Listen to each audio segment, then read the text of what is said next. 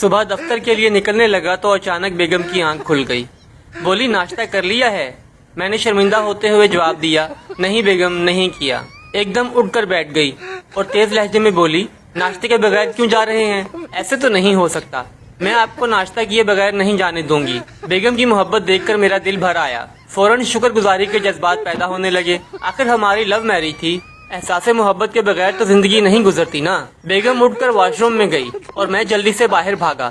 Bike کو kick لگائی، جلدی سے گیا اور حلوہ پوری کے ساتھ چنے لے کر واپس آ گیا. اتنی دیر میں بیگم کھانے کی میز پر آ گئی تھی. صرف 6 مہینوں میں ہمارے بیچ اچھی خاصی انڈرسٹینڈنگ ہو چکی تھی. ہم دونوں نے مزے سے ناشتہ کیا اور ایک دوسرے کو پیار سے دیکھتے رہے. ناشتے کے بعد بیگم نے چائے کا پوچھا تو میں نے گھڑی دیکھتے ہوئے جلدی سے کہا بیگم اب چائے کا وقت نہیں ہے، دفتر میں ہی پی لوں گا. خدا حافظ کہہ کر جلدی سے باہر نکل آیا. پہلے ہی کافی دیر ہو گئی تھی، چائے بنانے لگ جاتا تو آدھا گھنٹہ اور نکل جاتا.